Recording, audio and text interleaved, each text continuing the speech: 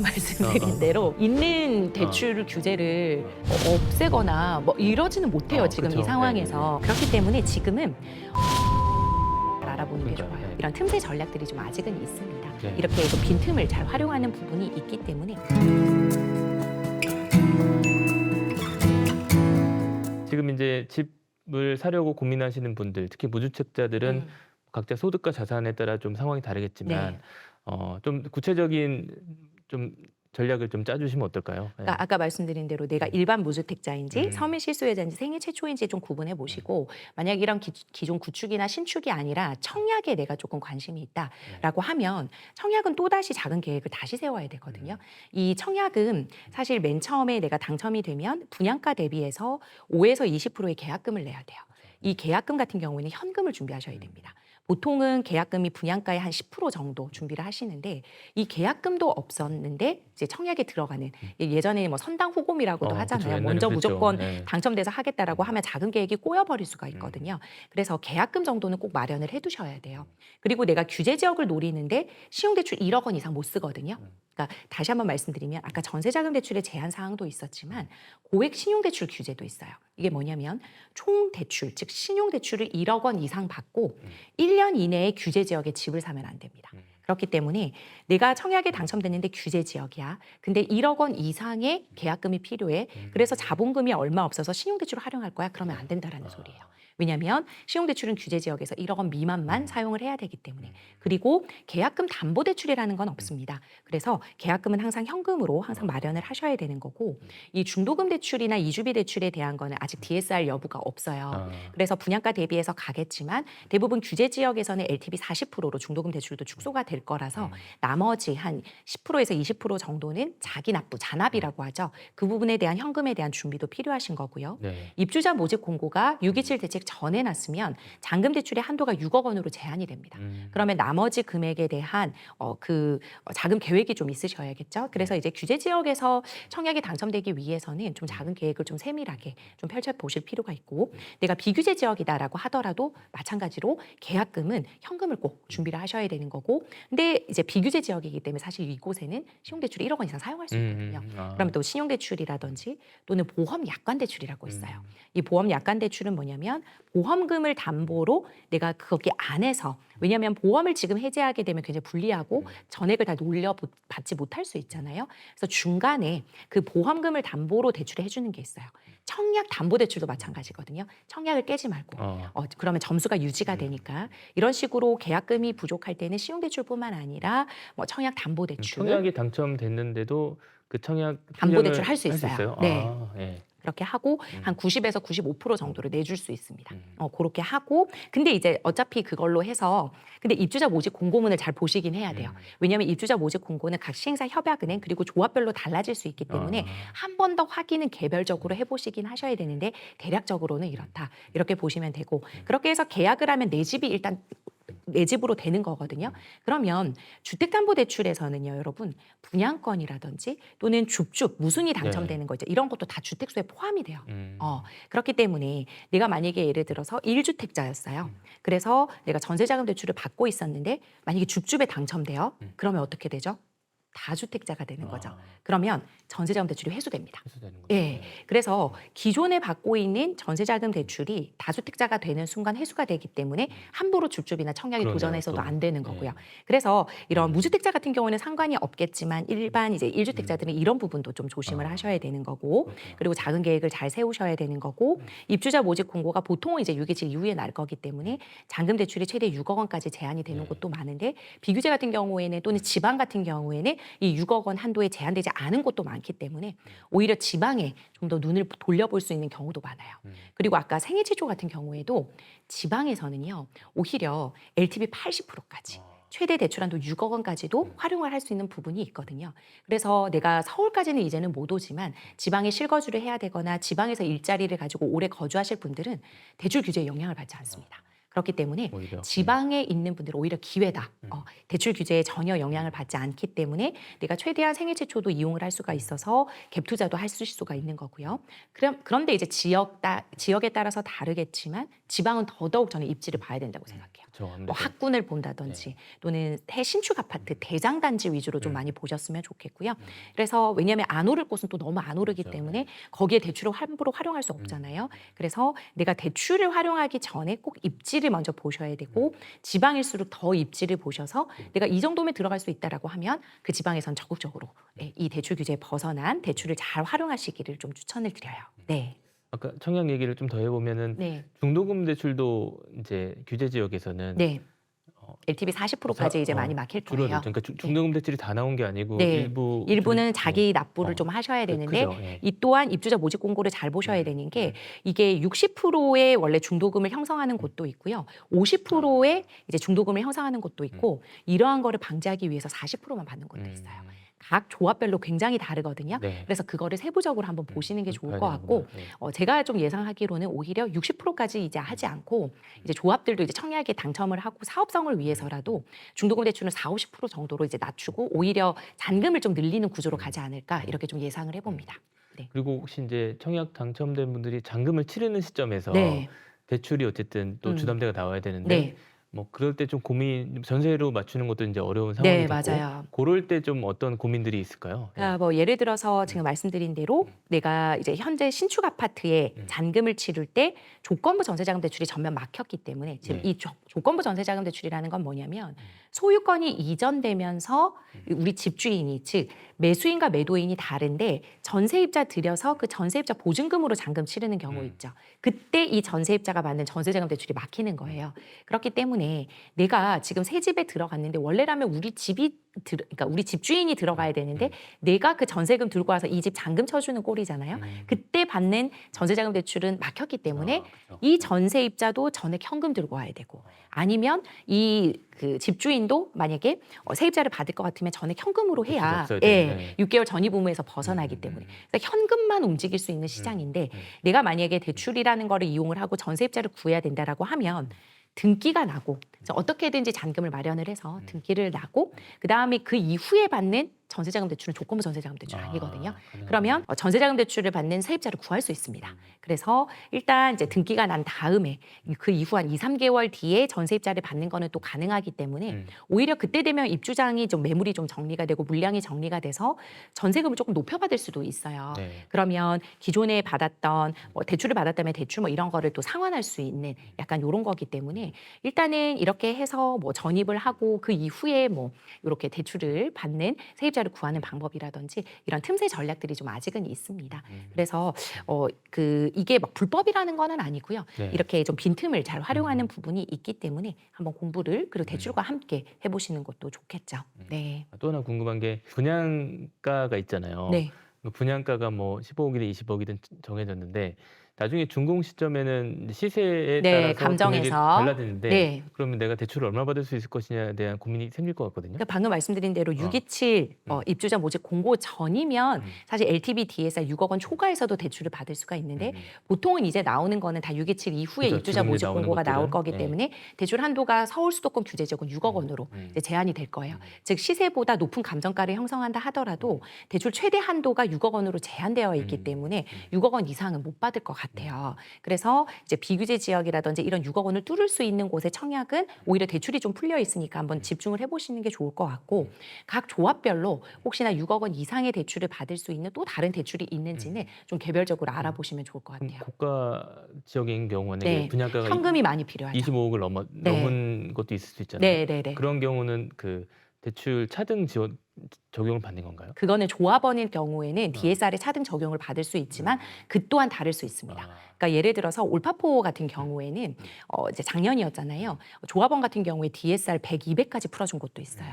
그런데 지금은 또 다릅니다. 그 이후에 이제 굉장히 이제 입주자 모집 공고뿐만 아니라 대출 규제가 심할 때 나온 곳은 조합원도 DSR 50%까지만 딱 막아둔 곳도 있고 이게 그때 환경에 따라 대출 규제 그리고 시행사 협약은행이 어떻게 들어올지 모르기 때문에 이거는 일반론으로 할 수가 없어요. 시행사 협약은행, 지정은행의 소관이 너무 많습니다. 그래서 개별로 알아보셔야 돼요. 네. 그냥 어쨌든 잘 되겠지 하면 안 되네요. 네, 안 됩니다. 그래서 내가 적극적으로 알아봐야겠네. 네, 예. 만약에 가려고 했던 곳에 입주자 모집 공고문을 정확하게 읽어보고 계약금 얼마나 필요하고 중도금 그다음에 잔금 대출은 어떻게 할지에 대한 계획이 있으셔야 들어가시는 게 자금에서 나가지 않는다 이렇게 보겠습니다. 네. 네, 알겠습니다. 혹시 인제 '아 나는 집 사기는 안 되겠다. 음. 전월세를 유지해야지.' 하는 분들이 있을 텐데 네. 그럼 전세 대출을 좀 어떻게 이런 분들은 좀 활용하면 좋을까요? 그러니까 전세자금 대출도 이제는 네. 받기가 너무 힘들잖아요. 그래서 월세 위주로 많이 받기 때문에 사실 이제 뭐 전월세 전환율이라고 해서 이게 뭐 전세금이 그러면은 완전히 뭐 전세 시장이 폭망하냐 이것도 아니고 오히려 전세 수요는 있는데 전세 대출이 안 나와서 월세로 돌아가는 형태면 오히려 월세의 수요가 많기 때문에 거기에 있는 월세금이 오르겠죠. 그렇기 때문에 지금 서울에 있는 대부분의 곳이 이제 월세가 많이 오르고 있는 상황이잖아요. 그래서 반전세나 월세화 현상을 심화하는 거를 막을 수는 없을 것 같고요. 만약에 내가 전세를 통해서 가겠다라고 하면 이 무주택자는 사실 상관없어요. 무주택자는 지금 여전히 DTI 즉 이자 상환 능력 정도만 보고 이자 상환 능력이 된다라고 하면 그 전세 보증금 대비해서 내가 소득도 좋고 신용 점수도 좋다라고 하면 최대 80%까지도 또 받을 수 있거든요. 근데 이제 1주택자가 문제예요. 기존에 집이 있는데 내가 투자와 실거주를 분리할 경우가 DSR을 보기 때문에 기존에 있는 전세를 유지할 건지 아니면 반전세로 돌아갈 건지 아예 보증금을 낮춘 월세로 돌아갈 건지에 대한 고민인 거거든요. 그래서 그러한 부분 그리고 일반 무주택자는 아까 말씀드린 대로 소득을 이제 증빙하는 것, 즉 이자 상환 능력 정도는 보기 때문에 아예 소득이 없으면 전세자금 대출도 못 받을 가능성이 커요. 그렇기 때문에 적어도 내 명의의 뭐 카드를 쓴다라든지 또는 국민연금 납부 금액 또는 건강보험료 납부 금액 같이 적어도 이 이자를 낼 수 있다라는 걸 보여줄 수 있는 소득 정도는 만들어 두셔야 이러한 월세 보증금에 대한 대출이라도 받으실 수가 있을 거예요. 즉 DSR은 아니더라도 DTI는 준비를 하셔야 됩니다. 그래서 이제는 소득이 없고 신용 점수만 좀 좋다라고 하는 분들에게 무작정 전세자금 대출 나가는 시장도 끝났거든요. 그래서 이제는 DTI 즉 이자 상환 능력 정도는 전월세에 머무르시는 분들도 전세자금 대출을 좀 활용을 하시려면 준비를 하셔야 된다. 이렇게 말씀드리고 싶어요. 네. 혹시 아까도 말씀하셨지만 상급지로 갈아타려는 1주택자들은 일단 자기 집을 팔아야 되고 대출도 받아야 돼서 네. 두 가지 고민을 해야 할 수밖에 없는데 네. 이런 분들에게는 좀 어떻게 조언을 좀 해주시나요? 그래서 이제 뭐 증여를 받는다라든지 또는 가족론이라든지 차용 같은 게 조금 늘어났어요. 왜냐하면 은행에서 할 수 있는 레버리지는 한계가 있기 때문에 못 받잖아요. 근데 나는 이제 어떻게든지 그래도 움직여야겠다라고 하면 가족으로부터 차용을 받는다라든지 증여를 받는다라든지 이러한 그 자금을 가지고 오는 그 흐름이 달라진 것 같아요. 그러니까 대출은 뭐 4억까지만 가능하면 나머지 2억이 부족하다라고 하면 이러한 증여, 차용 이런 쪽도 이제 많이 보시기 때문에 이런 전반적인 거를 한번 같이 보시는 게 좋을 것 같습니다. 네. 또 돈이 있는 사람들이 네, 네. 움직이기가 그러니까 쉬운. 지금은 뭐 현금이 없고 어. 하는 분들은 움직일 수가 도저히 없는 시장이기 때문에 이 규제를 좀 풀어주시면 좋겠어요. 왜냐하면 이 규제는 강남에 있는 집값을 잡고자 하는 규제였다면 실패했습니다. 실패를 조금 인정을 하고 오히려 지금 이 15억 미만에 있는 이 아파트들에 대한 것도 최대 6억 원까지 지금 LTV 때문에 못 받을 수도 있잖아요. 이 규제 지역 같은 경우에는. 그렇기 때문에 사실상 이 규제로 특히 대출 규제로는 집값을 못 잡습니다. 오히려 지금 이제 전월세 시장에 있는 분들도 이자 상환 능력을 보는 판국에 이제 내 집 마련을 하기 위해선 적극적으로 자본금이 부족한 분들은 안전한 은행 대출을 쓸 수 있게끔 밀어줘야 되거든요. 근데 자꾸만 이렇게 대출을 줄이는 현상이 돼버리면 사람들이 불만이 이제 폭증이 되고 계속 쌓여갈 거예요. 그래서 지금 있는 곳에서 빈틈을 찾는 것도 한계가 있거든요. 본인이 저축하는 것도 한계가 있고 그러면 돈 모아서 살 거냐 돈을 모아서 산다고 한들 집값이 기다려주지 않잖아요. 네. 그렇죠. 그렇기 때문에 이게 조금 엇박자가 나는 규제를 계속해서 이제 남발을 하기보다는 오히려 집을 사고자 하는 분들은 은행 재원 대출을 잘 받을 수 있는 안전장치를 좀 걸어두시거나 또는 지방 같은 경우처럼 좀 이제 지방에는 지금 대출 규제가 적용이 안 되잖아요. 마찬가지로 이런 서민 실소유자들에게는 대출을 받을 수 있는 환경을 조금 열어주시는 거를 저는 추천을 드려요. 아무리 여기서 머리를 굴려본들 규제가 막혀 있는 곳에서는 불법이 나올 수밖에 없거든요. 근데 불법까지 받아서 대출을 받을 그쵸. 수는 네. 없잖아요. 그러니까 저는 그것도 추천드리지 않기 때문에 규제를 뚫을 수 있는 방법은 규제를 풀어주는 수밖에 없습니다. 그래서 뭐 규제가 중첩이 되면 또 이런 경우에요. 지금과 같은 경우에는 생활안전 자금 대출이 1억 원 대출 한도로 제한되어 있거든요. 근데 이 생활안전 자금 대출의 대표적인 게 대환대출. 또는 전세 퇴거자금 대출이 있는데 이 전세 퇴거자금 대출은 우리 임대인이 받아서 나한테 돌려줘야 되는 그런 그쵸. 대출인데 네. 이게 막혀버리면 임차인이 고통을 받아요. 그쵸. 네. 그러면 어쩔 수 없는 전세 사기범이 될 수밖에 없기 때문에 지금 이 전세 퇴거에 대해서도 이 LTV 40%가 아니라 70%로 돌리려는 노력들을 하고 있고 그다음 대환 대출에 있어서도 동액 대환, 즉 증액이 아닌 동액건에 대해서는 1억 원 이상 LTV 예전에 70이었다면 70 그대로 적용해 준다라는 걸 발표를 하고 있거든요. 이게 맞다고 봐요. 그러니까 지금처럼 무조건 규제 일변도가 아니라 이러한 규제가 조금 빈틈이 있을 수 있도록 대환 대출에 있어서는 이전에 70이었으면 LTV 70으로 간다. 전세 퇴거에 관해서는 LTV 70% 적용한다라는 식으로 예외 규정들도 좀 많이 주셨으면 좋겠습니다. 네. 네. 아무래도 은행별로 이제 좀 상황이 다르다 보니까 네. 또 일반인들은 사실 대출 받으러 자주 가는 게 아니고 이제 큰일일 때 가잖아요. 네. 은행에 갔을 때 좀 틈새 전략 같은 게 대처해야 되는 그런 게 좀 있을까요? 여러 번 말씀드린 대로 있는 대출 규제를 어. 없애거나 뭐 이러지는 못해요. 지금 그쵸. 이 상황에서. 그렇기 때문에 지금은 총량이 남아 있는 곳을 잘 알아보는 게 그러니까요. 좋아요. 네. 예, 지금 이제 올해 접수 건수는 거의 끝났기 때문에 여러분들이 움직이는 그 당시에 그러니까 내년에 많이 이제 잔금건이 남아 있겠죠. 그 내년에 하시는 분들 중에서도 내가 원하는 그 대출 한도와 금리를 받기 위해서는 좀 발빠른 움직임이 필요합니다. 그렇기 때문에 내가 안 되는 대출 내주세요가 아니라 그 은행이 총량이 남아 있는가. 그리고 만약에 내가 627 대책 이전에 예를 들어 전세 퇴거 같은 경우로 예를 들어 보면 627 대책 이전에 전세 계약건을 맺었고 그러면 이제 생활하는 자금 대출이 1억에 갇히는 게 아니라 만약에 본인 전입 조건이면 1억 원 이상도 해주는 데가 있거든요. 이런 식으로 잘 내 상황에 맞춰서 대출 규제와 원칙을 적용해주는 은행을 잘 찾아보는 게 좋아요. 그렇기 때문에 뭐 안 되는 6억 원을 해달라 이게 아니라 그쵸. 내가 할 수 있는 범위 내에서 총량을 확보해주면서 한도와 금리를 설정해주는 곳을 잘 찾으시는 걸 추천을 드립니다. 그러니까 올해 만약에 계약을 하는 하면 분이 있을 거 아니에요? 보통은 내년으로 잔금을 미루겠죠. 미루잖아요. 네. 그러면 그때 뭐 내년 잔금을 치를 때는 총량에 대한 부분을 조금 덜 걱정해도 되는 건가요? 아니요, 그렇진 않아요. 내년 총량 부분은 11월 가야 고객님들도 아실 거고 저희도 알 겁니다. 그래서 그때 되면 은행들이 내년에 이러한 총량들을 왜냐하면 말씀드린 대로 주택담보대출은 잔금 대비해서 2, 3개월 전부터 좀 말을 해주는 곳이 많기 때문에 그러려면 한 11월 가야 되는 분도 많고 그리고 3개월 전에 사실 접수 건수를 받아주는 곳이 거의 없거든요. 보통은 2개월 전이에요. 네. 그러면 11월 초라 하더라도 1월 초인 거잖아요. 그렇기 때문에 10월 말은 더더욱 알 수가 없고 한 10월 초 정도 되면 풀려있는 은행들을 좀 알 수 있을 것 같습니다. 그러니까 여러분들도 마찬가지니까 아마 지금 은행에 가면 똑같은 말 들으실 거예요. 11월에 다시 오세요. 잔금건 지금 상담 불가합니다. 지금 현재 기준에서밖에 말씀 못 드립니다. 이렇게 나올 거기 그렇구나. 때문에 네. 내년에 한 1월 정도에 잔금 치르시는 분들은 지금 이제 한번 보시다가 11월에 되셔서 적극적으로 총량이 풀려있는 은행들을 알아보시는 걸 추천을 드립니다. 네. 네. 마지막으로 아무래도 이제 지금 쭉 말씀하신 것처럼 대출 흐름을 계속 이제 보고 계시잖아요. 네. 예. 아파트 값이 또 내년에는 좀 어떻게 나타날까 그런 네. 전망도 좀 해주시면 좋을 것 같아요. 네. 사실 저는 이제 대출 전문가, 여신금융 전문가이기 때문에 아파트 값을 예측하는 거는 조금 힘들 수는 있지만 오를 만한 집은 계속 오를 것 같아요. 사실 이제 오를 만한 집이라고 하는 것 자체가 뭐 강남 3구의 주요 지역이라든지 학군지라든지 신축 아파트 중심이라든지 또는 지방에서도 재생단지 위주로는 많이 갈 것 같고요. 안 오르는 곳은 더 떨어질 수도 있을 것 같다. 오히려. 네, 그래서 오를 곳만 오르고 안 오르는 곳은 정말 안 오를 것 같으니 안 오르는 곳에 내가 있는 분들은 빨리 갈아타시는 걸 추천을 드려요. 네, 그래서 이제 사실상 입지 공부를 하는 거고 그다음에 이제 내가 갈아타기를 하시는 분들이 자산 증식을 위해서도 하시지만 지금 불안해서도 많이 하시거든요.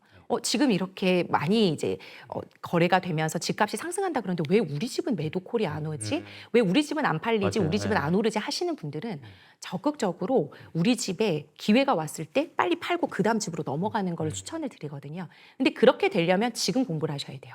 지금 어느 지역에서 내가 이거를 팔고 난 다음에 손에 쥐는 금액과 그 다음에 내 소득에 대비해서 나오는 최대 대출 금액 어느 매물까지 가능한지를 지금 알아봐 두시고 우리 집이 팔릴 때 바로 움직이셔야 되기 때문에 오를 만한 집으로 먼저 가서 에세 파킹을 해두시는 걸 너무 추천을 드리고요.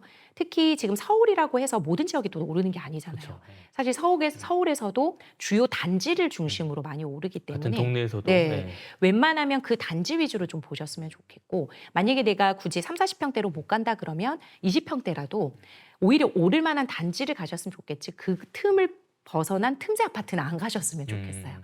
그러니까 그 주변에 나홀로 아파트라든지 그렇죠. 네. 뭐 나홀로 아파트가 좀 통하려면 강남 지역으로 오셔야 되거든요. 대치동에 학군지가 조금 이제 탄탄하게 받쳐져 있는 곳이라든지 이런 곳은 수요가 있겠지만 일반적으로는 사실 그러한 아무리 서울이라 하더라도 또는 그 신축의 호재를 받는 다른 아파트라 하더라도 한계가 있습니다. 그래서 이제 그러한 곳들은 안 들어가셨으면 좋겠고 그래서 결국은 오를 만한 집이 어딘지를 최대한 공부를 하고 파악을 하신 다음 그곳에 에세 파킹을 하시는 거를 추천을 드립니다.